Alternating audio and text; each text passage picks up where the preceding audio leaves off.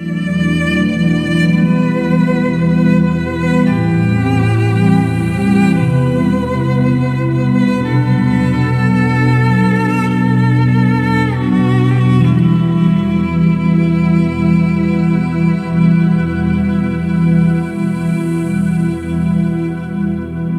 evening, and welcome to this lecture sponsored by the Institute for Religion and Science at Chestnut Hill College, a regional center exploring science and spirituality. My name is Sister Kathy Duffy, and I serve as the director of the Institute. The aim of our institute is to stimulate interdisciplinary thinking and discussion, and to foster encounters of religion with science by means of lectures, conferences, workshops, dialogue groups, as well as activities that support a more integrated approach to the teaching of religion and science. Our website address was shown on the screen before when I was sharing my screen. Basically, it's IRANDS, which stands for Institute Religion and Science.org. And so if you want to get in touch, you can definitely, find my email there, although you've gotten enough emails from me that you probably know it by now. Our reading circles are presently discussing Lou Savory's new book, Teilhard de Chardin's The Phenomenon of Man Explained. He's doing a great job in explaining a book that many people have found rather dense. And so if you're interested in joining us, just let me know and we'll see. We meet on Monday night and Wednesday afternoon once a month, and the details are on our website. It's a pleasure to see so many of you here with us for this evening's lecture. Sister Dr. Grace Ursula has had upfront and personal experience with the pandemic that continues to rage around us. She will share her experience as well as her insights about what has been missing in patient care during this very difficult time. But before we begin, let me share with you our plan for the evening. Dr. Michelle Francl, Mallory Professor of Chemistry at Bryn Mawr College and one of our distinguished advisory committee members, will introduce our speaker. After the lecture, we will send you into breakout rooms for about 10 minutes. So that you have a chance to share the content of the lecture with about 4 or 5 other persons. While in the breakout rooms, you can unmute yourself. There will be no facilitator, so try to allow each member to share as he or she wishes. Since time in the breakout rooms is short, we advise you to keep your comments short, focused, and to the point. If during the lecture or during the small group discussion, you have questions for our speaker, we ask you to write them in the chat. You'll see the chat from my laptop. It's at the bottom of the screen. I think sometimes it could be at the top. It's just a little icon that says chat. Click it and then write your comment and write it to all so that we're able to collect these questions. Sign your name too, because Michelle and I will be collecting these, but Michelle will call on you one at a time to give your question, to ask your question, and so it'll be good to have your name. After 10 minutes in the breakout room, you will receive a 1-minute warning that your time in the group is coming to an end. We will then return to the main room here, where we will entertain questions that occurred to you during the lecture and during the discussion. Michelle and I will collect these questions from the chat, and during the question period, she will invite questioners one by one to unmute and deliver their questions to the speaker, who will then answer. So we will end the evening with a short prayer for all those victims of the pandemic, particularly those who have died or those who are seriously compromised because of it. So now it is my pleasure to invite Michelle to introduce our speaker, Dr. Grace Ursula, RSM. Thanks, Kathy, for that introduction. And I'm so pleased tonight to welcome Sister Grace to our shared virtual space. Sister Grace is a member of the Religious Sisters of Mercy in Alma, Michigan, which she entered in 2007. She is also a physician, a graduate of Georgetown Medical School, who subsequently completed her residency in internal medicine at Georgetown University Hospital. She now works in primary care in Tulsa, Oklahoma. So she's coming to us from Oklahoma, and where it is now 70 degrees, so we can be a little bit jealous. In addition to her medical practice, I'd like to point out that Sister Grace has done work in public health, exploring the relationship between hyponatremia and osteoporosis and fragility in a very large patient population. I'm particularly pleased to introduce Sister Grace because she was my student at Bryn Mawr. She graduated from Bryn Mawr College with an AB in chemistry in 2007. She was one of our top students. We still remember her with great fondness. Several of my colleagues made sure tonight to let me know to send their greetings along. Sister Grace will speak to us tonight on healing, the role of religion during the pandemic. She will reflect on her experiences over the last year of caring for those patients in and out of the hospital in the middle of this ongoing pandemic. What can we learn about mercy, justice, and our need for the spiritual life from these experiences? Please join me in welcoming Sister Dr. Rachel Miriam Usala. Hi, everyone.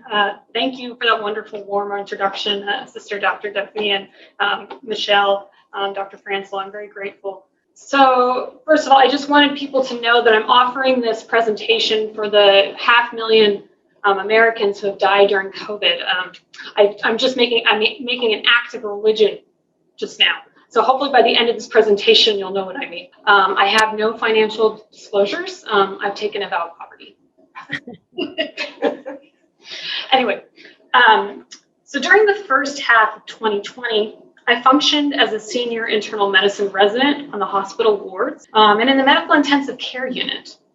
Concurrently, violent protests erupted nationally surrounding the death of a Black man during confrontation with police.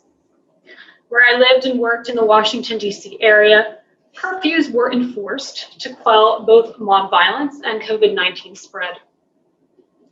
To travel freely from my house to work, I was issued a letter that identified me as essential personnel. In the months that followed, I would occasionally pull my credentialing missive out from my glove compartment and ponder, who are essential personnel? Society assumes that physicians are essential personnel during a pandemic, but the indispensability of other groups of people involved in the healing process, such as chaplains, is less clear. When stopped by police, it is not my identity as RSM, Religious Sister of Mercy, that empowers me to get into the hospital or clinic, but rather my MD. Yet, patients often seek me out specifically because I am a religious. The fact that the patient priority is not always aligned with society's priority should prompt us to consider what is really essential for healing. In the presentation that follows, I will first provide some historical and cognitive context for the role of religion in healing. Second, I'll define religion and healing according to the Catholic tradition. Third, I'll discuss my experience of religion healing individual persons and patients. And fourth and finally, I'll observe religion's role restoring or preserving the unitive integrity of societies. What has been the role of religion in medicine?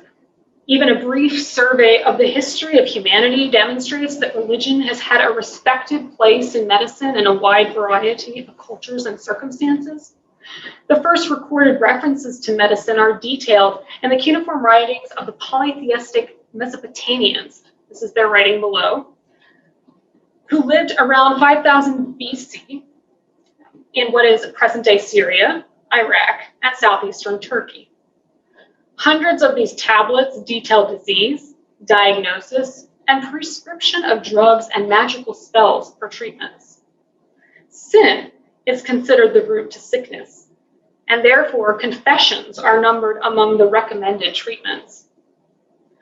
Mesopotamian healers are called asipu, something like an exorcist or a priest, versus asu is something more like a medical doctor. A person would sometimes play the role of asipu and asu simultaneously by providing both incantations and physical remedies. Ancient writings from monotheistic traditions also articulate divine themes surrounding illness. Consider, for example, the Book of Job, composed probably around 500 BC, which tells the story of Job, a pious and upright Oriental chieftain who suffers sudden illness and impoverishment. Job's three friends insist that Job's illness can only be a punishment for personal wrongdoing and as an invitation from God to repentance. Nevertheless, Job insists on his innocence and seeks God's explanation for suffering. God responds by observing that God's omniscience and omnipotence eclipse man's understanding and agency. Quote, "The Lord answered Job out of the whirlwind. Shall a fault finder contend with the Almighty? Have you commanded the morning since your days began, and caused the dawn to know its place, that it might take hold of the skirts of the earth, and the wicked be shaken out of it? It is changed like clay under the seal, and it is dyed like a garment. Have the gates of death been revealed to you? Or have you seen the gates of deep darkness? Have you comprehended the expanse of the earth?" End quote. In response, Job recovers his attitude of humility and trust in God, which is strengthened by his experience of suffering, and Job is healed. Considered inspired writings by both the Jewish and Christian traditions, this text positions the divine as an essential interpreter of the metaphysical reality seated in suffering and healing. Persons belonging to the more modern observational science tradition, such as William Harvey, also assume religion has a role in medicine. Dr. William Harvey lived from 1578 to 1657 and was a physician who made instrumental contributions in anatomy and physiology by describing systemic circulation in detail. In a time when the discipline of human dissection was flourishing and the maxim structure reflects function had not yet developed alongside the theory of evolution, religious reflection on medical discovery occurred. Consider, for example, Harvey's opening remarks to the College of Physicians. Quote, "Since all things are to be renewed whole and entire at the time of the resurrection, the difficult question concerning the use of the bodily members is usually asked, what are we going to reply? All our members will exist there at the resurrection. We find certain members which God placed in our bodies for no specific uses, but for adornment alone." End quote.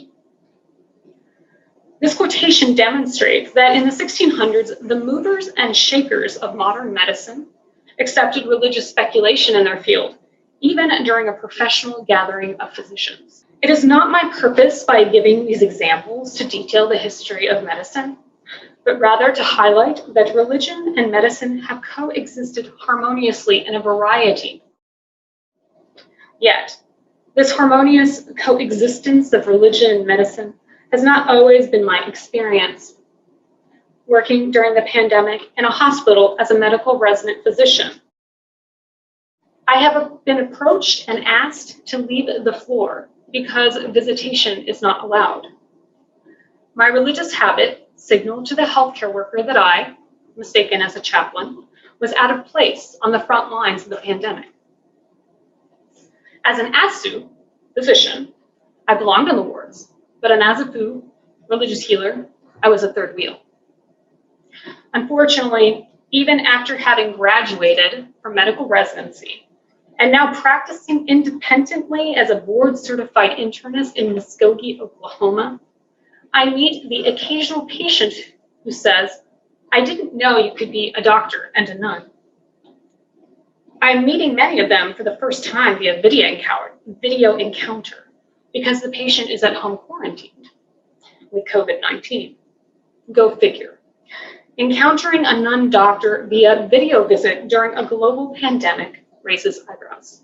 Nor is my experience of implicit religious bias during the COVID-19 pandemic isolated to my one occurrence or to my person alone. Consult your experience. In contemporary culture, is religion always welcome in the public sphere? Do we see religious art outside of churches or even in Catholic schools? Hospitals and stores are open in pandemic, but are churches, synagogues, temples, and mosques? Is a chaplain always called to bedside as part of the code routine? Historians such as James Hitchcock attribute the secularization of society to the Enlightenment movement that dominated Europe beginning in the 17th century.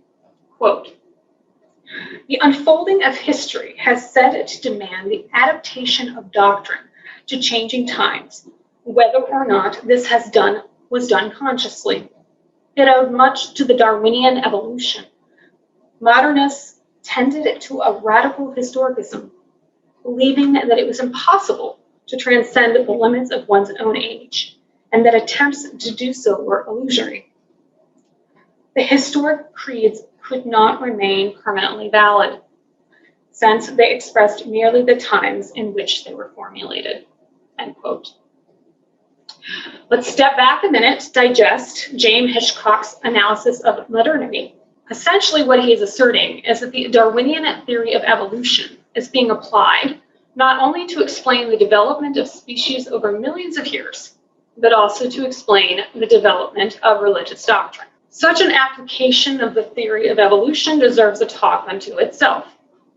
However, it is enough to say for our purposes that if the theory of revolution is applied in such a way, it would suggest that religious doctrine taught in one generation may become outmoded and irrelevant in the next. Just as some bodily member in a primitive organism may become obsolete in a more advanced organism. If this is the case, advanced science could be seen as the evolutionary step beyond religion. And return to religion from science could be understood as a cognitive regression. Persons, including myself, contend that working under this cognitive framework is erroneous. Just as an ASU can work next to an ASAPU, so a physician can work next to a chaplain. Or a person can be a nun and a doctor.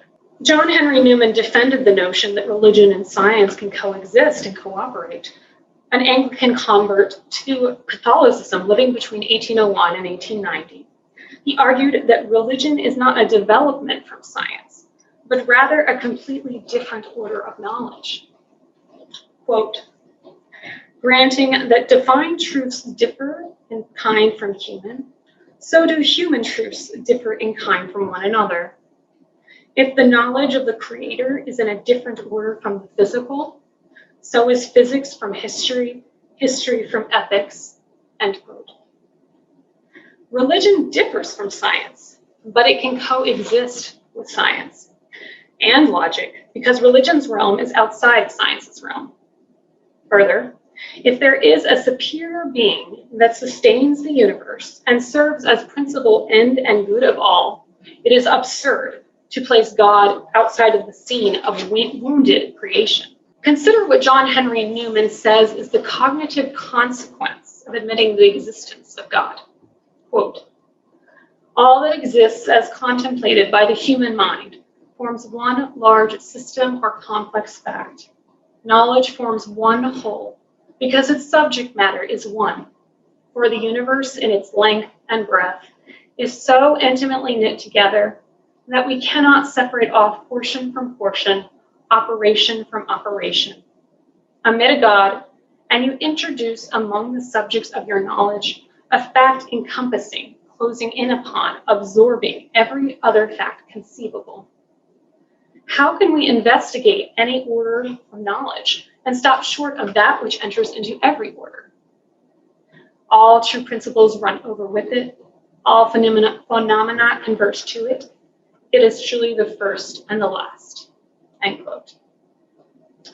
If we concede that we have some knowledge of God, it is difficult to navigate any science, including medicine, without acknowledging what is outside of science. Whether or not Hitchcock and Newman interpret the signs of the times correctly, it is my repeated experience over the last year that contemporary culture sees religion as a private affair that has no essential role in patient care. Society wishes to protect non-essential persons from public exposure to disease. But such a mentality has only served to heighten my awareness that religion today is thought to belong at home and not at the patient bedside.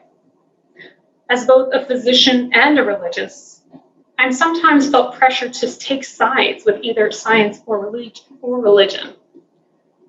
Needless to say, it is difficult to integrate personal identity if your vocation, Catholic, Christian, religious sister, and a vocation, physician, are considered contradictory. I have also met patients and healthcare workers that experience distress when religion is felt to interfere with patient care. Thus, our discussion has implications for patient care and medical education. But we must save that conversation for a separate talk that I would love to give in the future. Before proceeding further, I pause briefly to establish a common vocabulary. What is religion?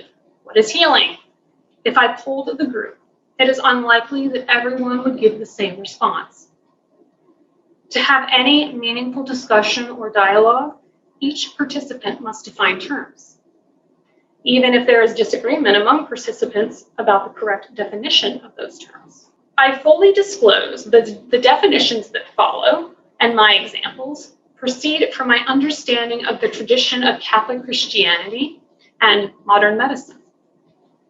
My translation of terms relies heavily on the thought of Thomas Aquinas, an Italian priest who lived between 1225 and 1274. Aquinas understands God as a superior being that, 1, sustains the universe, and 2, serves as the principal and ultimate good that all persons seek, either knowingly or unknowingly. In Aristotelian terms, he thinks of God like the unmoved mover. Religion is the virtue of giving God God's due. The term virtue is easily misunderstood in contemporary culture, so let me take one more step back to define virtue. Virtue denotes a certain perfection of a human power in reference to act, or put more simply, a disposition or good habit that produces good works. Some examples. A soldier experiences battle and becomes courageous. That is, he or she learns from her current exposure and experience to act courageously and to be courageous by habit. In the soldier is now the virtue of courage.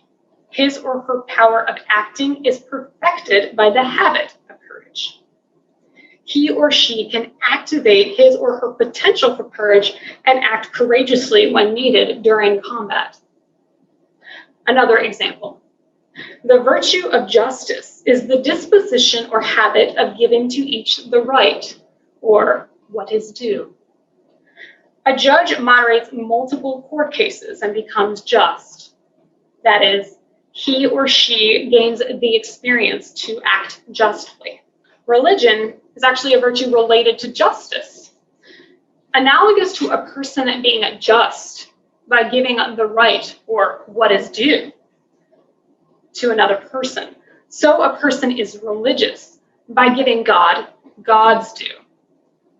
Thomas Aquinas defines religion as the disposition of a person to give to God what that person should give, so far as limited humanity can give. Just as a courageous person can be defined as a person disposed to courage, so a religious person can be defined as a person disposed to religion. That is, a courageous person rightly orders his or her acts in the face of danger, whereas a religious person rightly orders his or her acts in the face of God. For the purposes of better understanding the final part of my presentation, it is helpful at this juncture to observe that piety, like religion, also belongs to the pedigree of justice. Thomas Aquinas defines piety as giving to parents or country, namely those that beget and nurture us, what is due to parents or country, respectively. It is intuitive to give a parent his or her due, and country its due, respectively. Thus, it is also rational to give God God's due.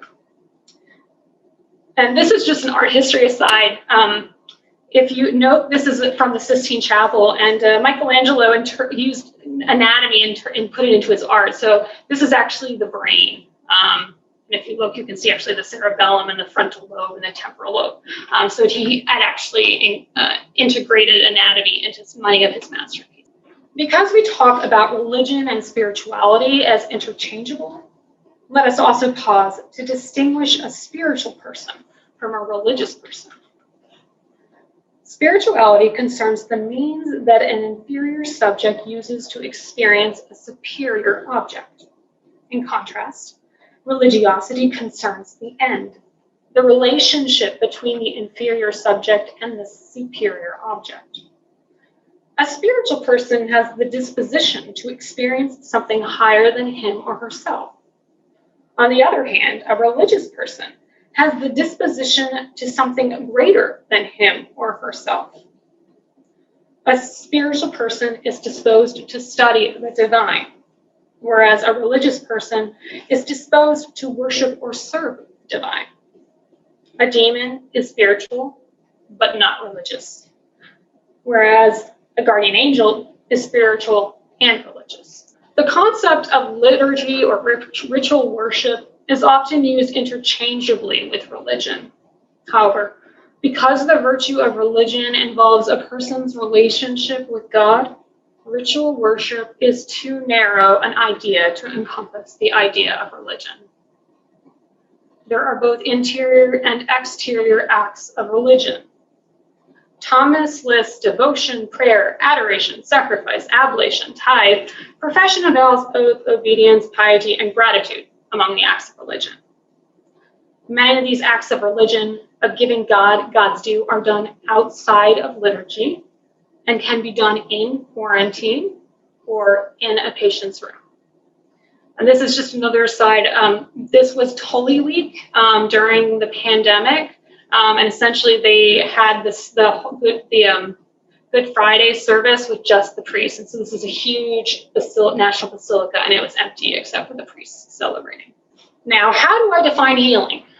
Although it seems moribund, perhaps the best way to address this question is to discuss death, because the potential for healing ends at the moment of death. These are two generally accepted definitions. There are two generally accepted definitions of death used by medical science: cardiopulmonary and neurological death. Cardiopulmonary death involves the irreversible cessation of spontaneous blood circulation and respiration. When a patient's heart has stopped or is in an arrhythmia that does not result in blood circulation, we call that cardiac arrest. And advanced cardiac life support, what we call ACLS, can be performed to achieve return of spontaneous circulation, also known as ROSC. If unable to achieve life-sustaining circulation, either because the patient fails to respond to ACLS or is not a candidate for ACLS, cardiopulmonary death is pronounced. On the other hand, neurological death or brain death involves the irreversible cessation of all brain function and is usually reserved to pronounce death on patients supported by ventilators or extracorporeal membrane oxygenation, called ECMO. It is difficult to absolutely define brain death on a ventilated person by observation alone. Often specialized imaging studies, such as the one shown here, or protocols, such as something called the apnea test, are needed to determine death with moral certitude. However, a working definition of healing needs to be more inclusive than prolonging life or forestalling death. Otherwise, it would be incorrect to say that psychiatrists and physical, occupational, or speech therapists heal.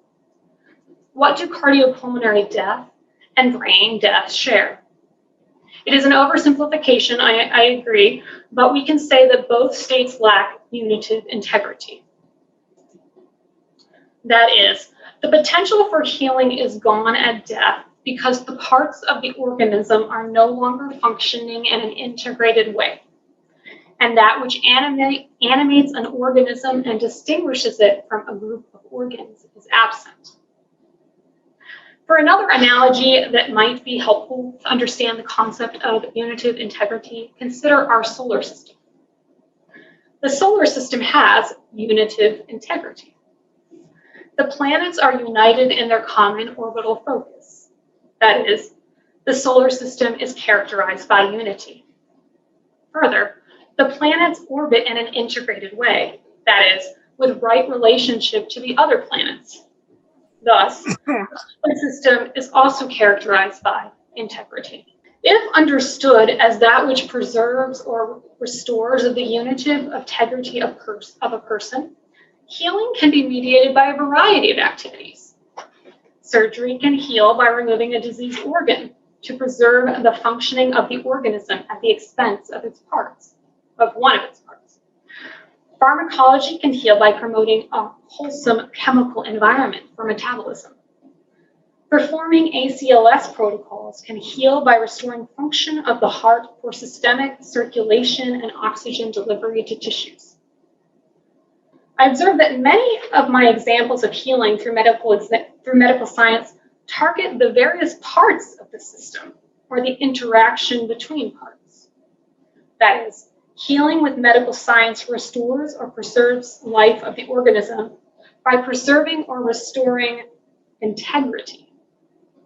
Contrast this with supernatural healing, such as raising from the dead, which sometimes heals by restoring the unitive principle itself.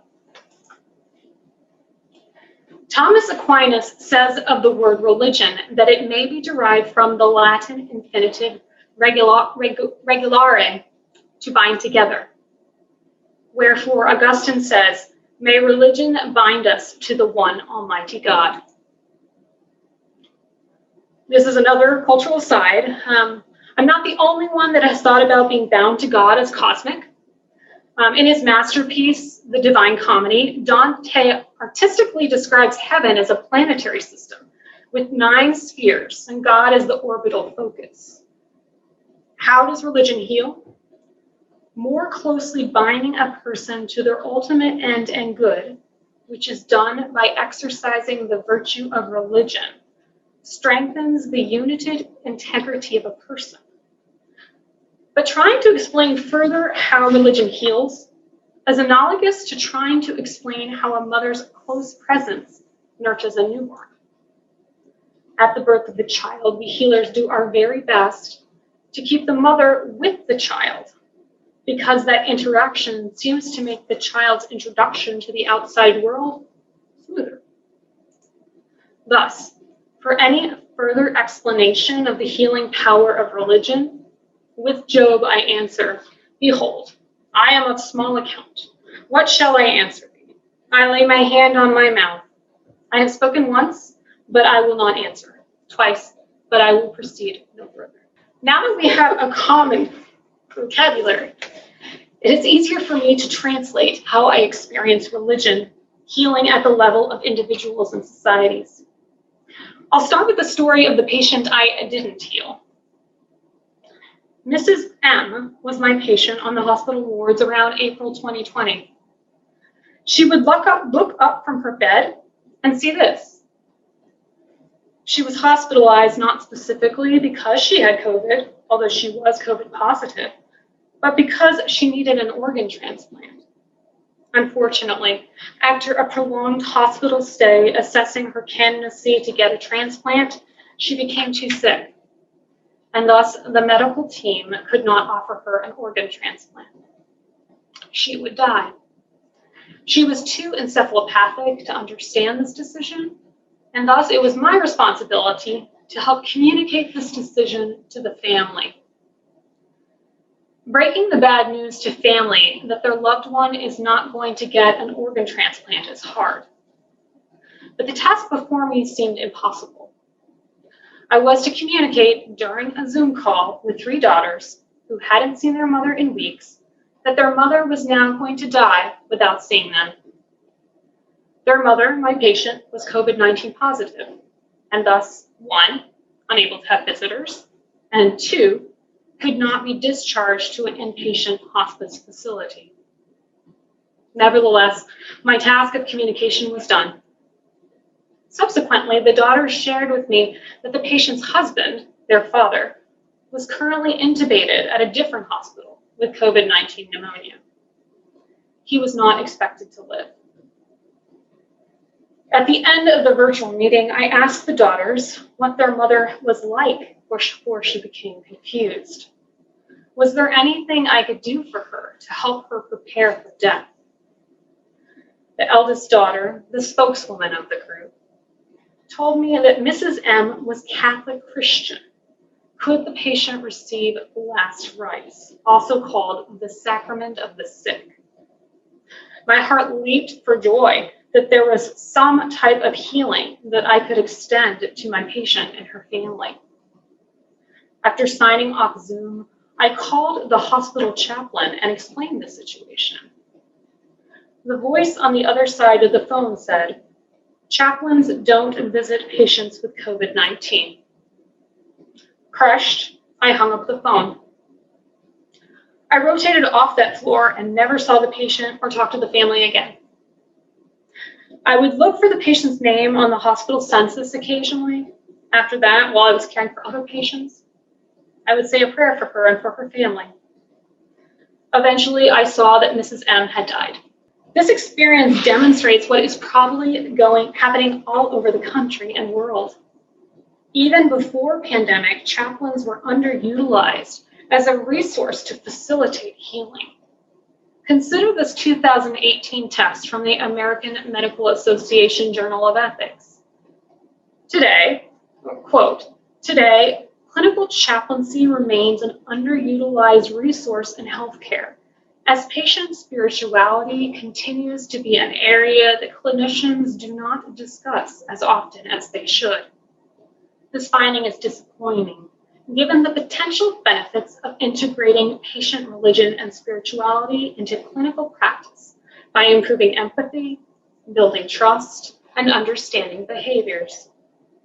Acknowledging the moral underpinnings, spiritual or religious, that drive certain care-seeking behaviors, from end-of-life care to contraception, is critical in achieving a more holistic medical practice. Moreover, aware of our patients' spiritual or religious beliefs helps us to be more aware of our own motivations, as spirituality and religion are important components that shape behaviors of many clinicians." End quote. Fearing personal disintegration through infectious disease, we have excluded chaplains and other religious healers from participating in the healing process. The pieces of the system, individual persons, individual clinicians, may strengthen their personal unitive integrity by exercising religion. Neglect of religion, then, threatens the very integrity of the healthcare infrastructure itself. Despite my failure to fully care for Mrs. M, I was encouraged by several individuals, including my local and general religious superiors, my residency program director, and the division chief of palliative care, to find a better way to care for my patients. I argued, we are applying untested and potentially dangerous drugs and protocols on patients with COVID-19 to attempt healing. Could we not facilitate healing by applying religion, which has thousands of years of experience and minimal risk? Religion, if desired, was due to my patients. For context, what Mrs. M's family was asking for on her behalf was the sacrament of the sick, also called extreme unction. This rite requires 1, the presence and prayers of a priest in the patient's room, and 2, the application of consecrated oils to the body of the patient. Thomas describes the effect of the sacrament of anointing as such, quote, "The sacraments produce their effect by signifying it. Extreme unction signifies and causes a spiritual healing through the bodily healing that it affects externally. However, a bodily healing does not always ensue from the sacrament, but only when it is requisite for spiritual healing." End quote. The healing that patients receive with the sacrament of the sick is not always bodily or visible, but it does religio, that is, rebind the patient to their ultimate end and good, God, so as to provide an opportunity for restoring spiritual unitive integrity and true healing. Because the end of the sacrament of the sick is an inner healing, and physical healing only happens if needed to bring about spiritual healing, sometimes only spiritual persons have the eyes to see the effect of the sacrament of the anointing of the sick. In some hospitals, including the one I currently work, the sacrament of the sick is safely done by trained priests who perform the rite according to a standardized protocol wearing personal protective equipment. For example, there's the piece of the anointing where they use a Q-tip, they never touch the patient there, and then the concluding prayer. They bless the patient and then they degown and go out of the room. So they're trained essentially to see a patient just as any other clinician would. Modeling these hospitals, and with the advocacy of many persons, a priest at my institution was trained to darn personal protective equipment and anoint Catholic patients with COVID-19, according to a safe and ritually listed protocol. There are diverse opportunities to exercise religion with persons of many creeds. Many patients and their families express gratitude when care providers address spiritual needs because they intuitively sense such care is oriented to strengthening unitive integrity. I've seen many means to apply religious healing that are not sacraments and that do not involve physical contact with patients.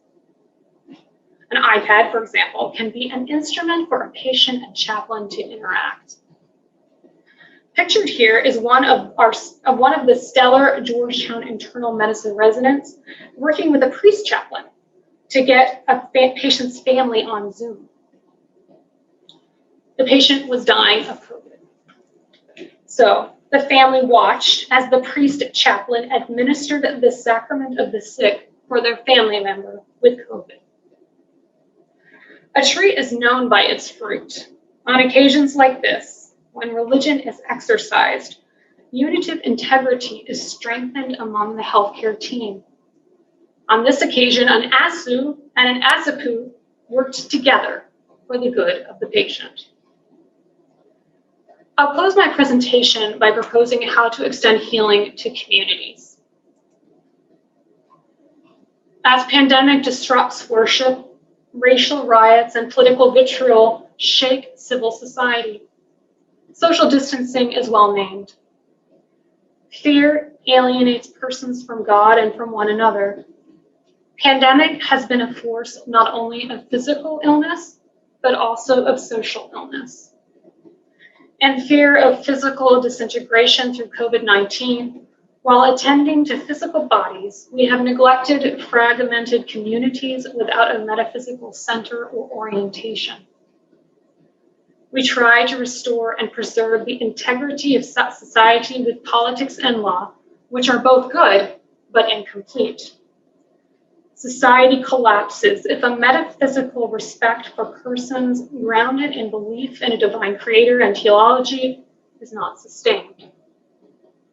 When planets lose their relationship with the sun, it is inevitable that the interaction between planets will also suffer. Without an organizing orbital focus, the planets are bound to collide. Remember, religion is the big brother of piety under the pedigree of justice. If not practicing justice toward God, namely religion, why practice justice toward nation, namely piety? On January 6, 2021, the Catholic feast of the Epiphany, my patients and I watched the storming of the American Capitol on the news. The event was a crime against piety. That is, what was due to our nation, respect, was abused. What can heal such an injustice and foster forgiveness to re-engage dialogue? The readings from the Catholic Mass for that day provide one possible channel. Quote, "See, darkness covers the earth, and thick clouds cover the peoples. But upon you the Lord shines, and over you appears glory. Nations shall walk by your light." End quote. This text from Isaiah suggests that God can be a force of unity and integrity in national crisis. Our founding fathers had some insight into this. The writing on the wall in the Capitol is, "In God we trust." While I don't pretend that the effects of our prayers and religious practices will be known in this life, the mere exercise of rebinding ourselves to the greatest good will orient us to a common hope and end. Healing, either of a person or a society, clearly involves more than science. It involves justice. It involves finding what is due and restoring or preserving the physical and metaphysical integrity of persons who are the units of society. Rebinding persons to the principle of their unitive integrity through religion promotes healing. It has been my experience that we are medically limited in our ability to heal patients with the most severe coronavirus infections, what we so menacingly call COVID. But we have underutilized religion as a means of advancing inner healing and bringing meaning to suffering caused by illness and social alienation. Having now lost over 500,000 Americans to COVID-19, which is more than during World War I and World War II combined, there is overwhelming need to care for the survivors and those who have not survived through our prayers. In his book, Spirit of the Liturgy, Joseph Ratzinger, now Pope Emeritus Benedict XVI, describes unity as the common end of worship and the universe. Quote, "We can now say that the goal of worship and the goal of creation as a whole are one and the same. Divination, a world of freedom and love. But this means that the historical makes its appearance in the cosmic. Against the background of the modern evolutionary worldview, Teilhard de Chardin depicted the cosmos as a process of ascent, a series of unions. Spirit and its understanding embrace the whole and are blended into a kind of living organism." Teilhard went on to give a new meaning to Christian worship. The transubstantiated host is the anticipation of the transformation and divination of matter in the Christological fullness.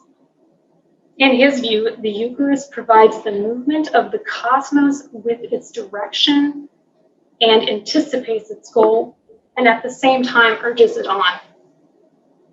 End quote. For Catholics, then, the consecrated host of the Eucharist is a reality that anticipates cosmic unitive integrity and urges it on. By adoration, as an act of religio or rebinding, the person can open a channel for healing of cosmic proportions. In Edinburgh, Scotland, Catholic churches are essentially closed.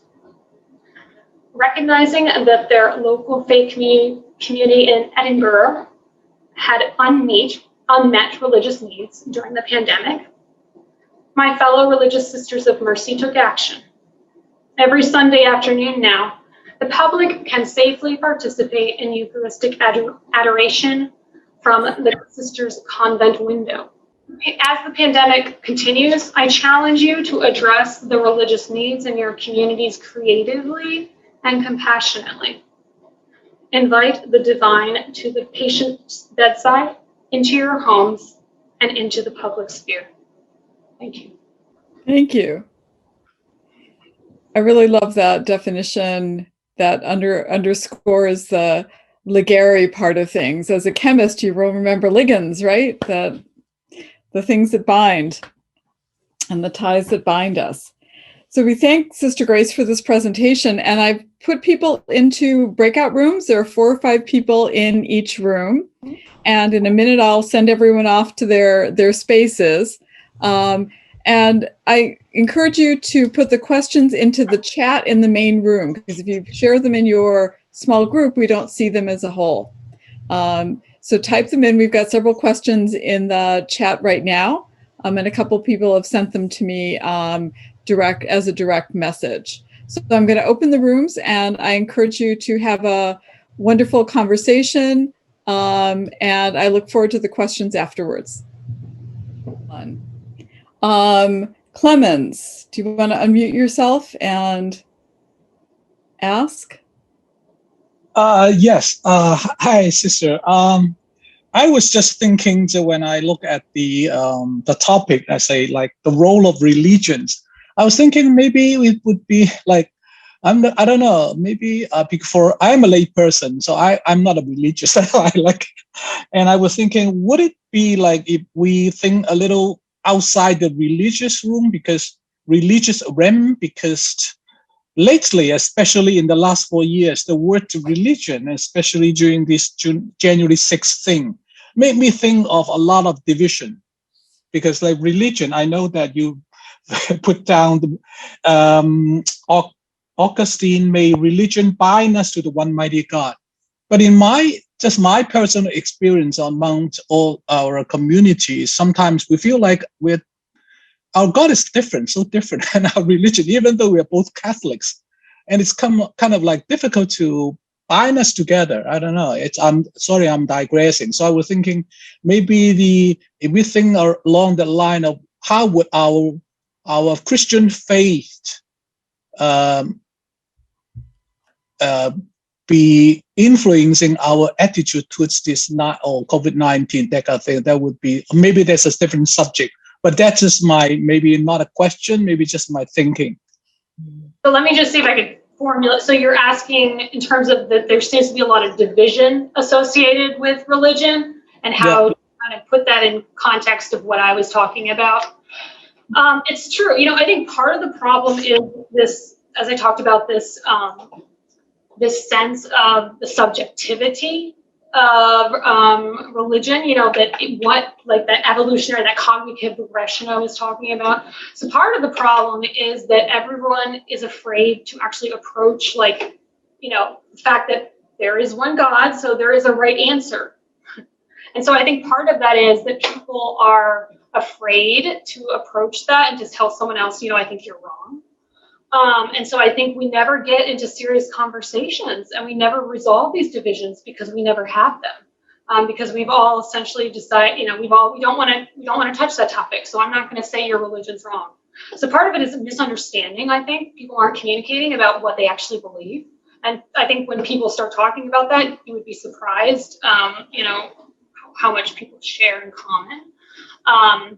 And then also it's just, opportunity. So I think it's kind of a lot of ignorance, honestly. We learned that, we know that, when people are not educated, it kind of unfortunately spirals into behaviors that are not rational, So I think part of it is that subjectivity of what we've called religion now. And so now people aren't even really having conversations.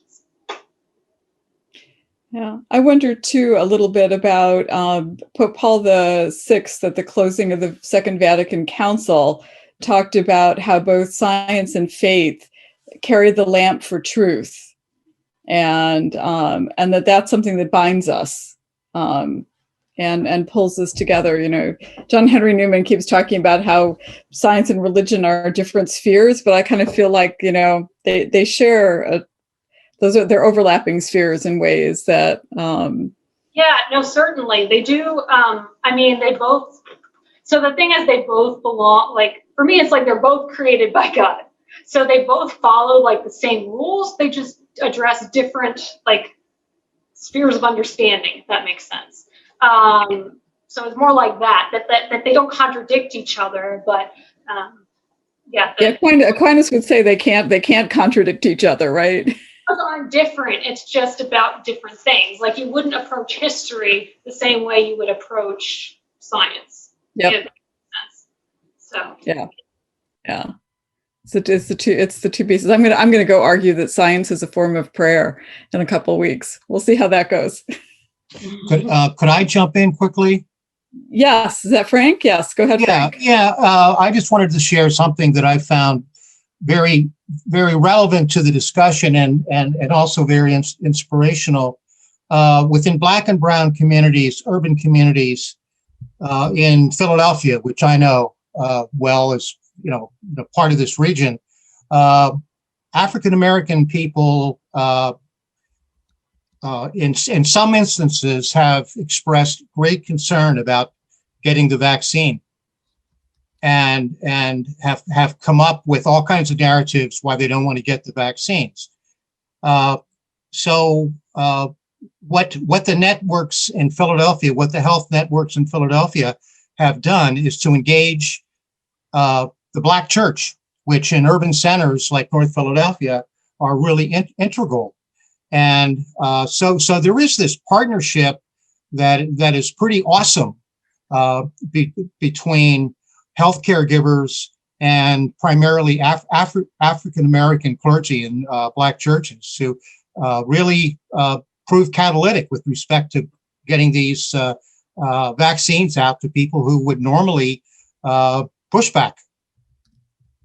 It's true. And I mean, people tend to forget the tradition specific, like especially the Catholic Church in a lot of essentially racial equality.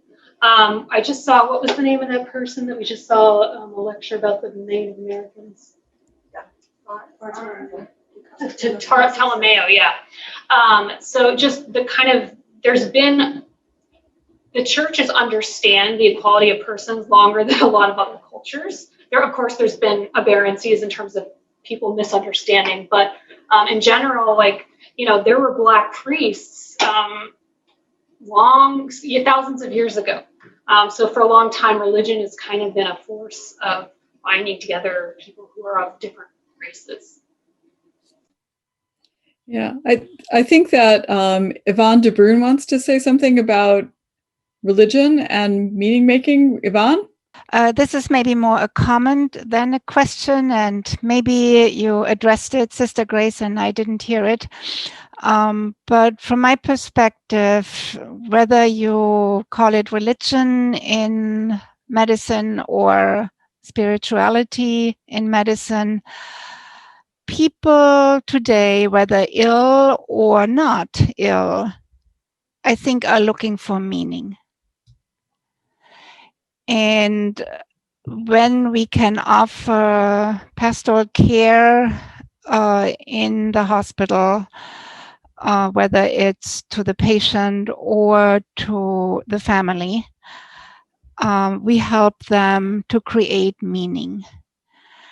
And that lessens, it doesn't take away the suffering, but it puts it into context, and it helps people to walk with it, carry it, and eventually, hopefully, move toward a resurrection.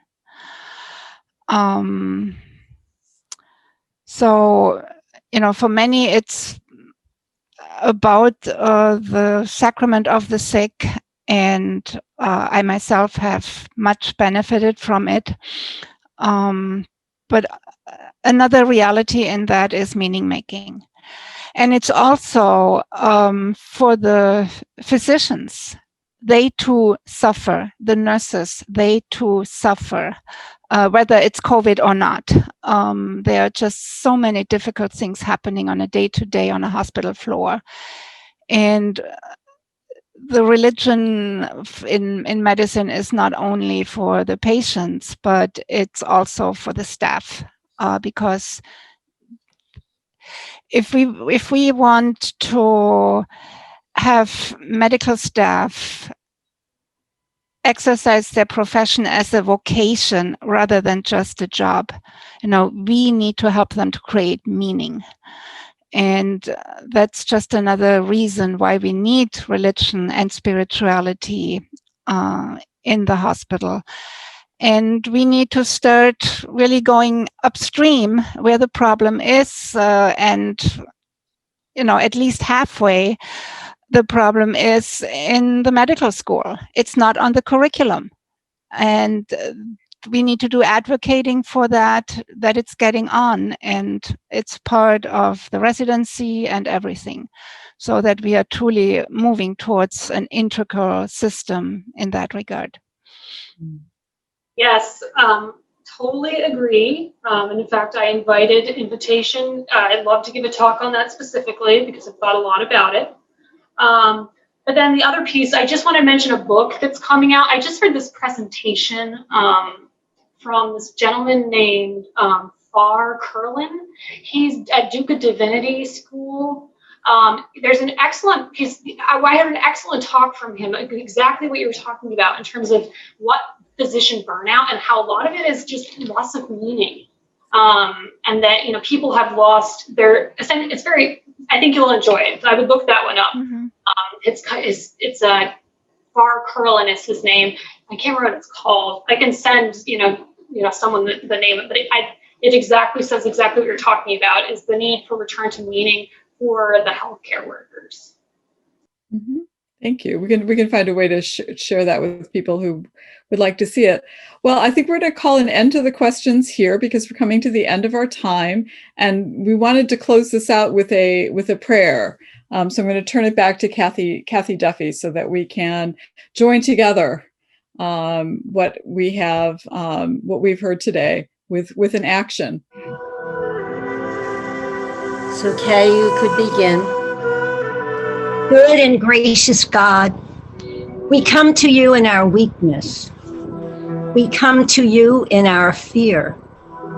We come to you with trust. We turn to you in this time of great need, for you alone are our hope.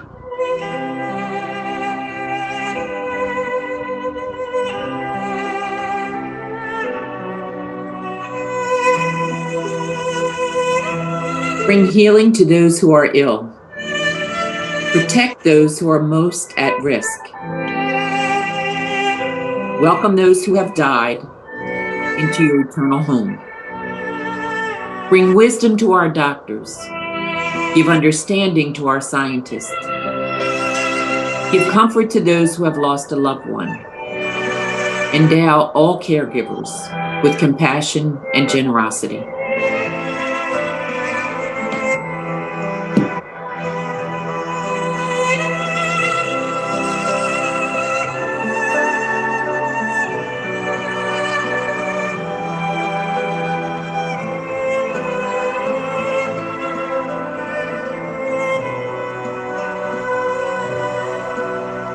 Stabilize our communities, unite us in compassion, remove all fear from our hearts, fill us with confidence in your care.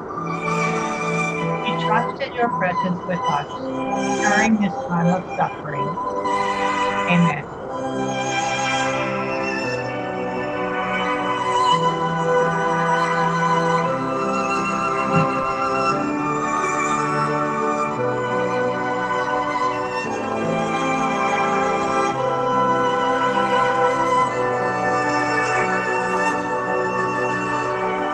And we thank you for coming.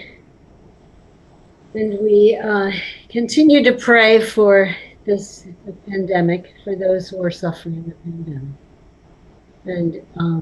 And hoping that, in many ways we'll be able to take care of people's spiritual, religious needs in our healing, so that we can heal as not only as patients, but also as a nation and as a world.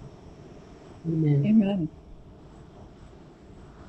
Go safe home. You're all home now. Thank you all. Sorry about that. We're all home. Thanks, Sister Grace. Thanks, Sister Kathy. Great. Thank you Night. so Much for everything. Bye now. Bye now. Thank you very much. Thank you so much.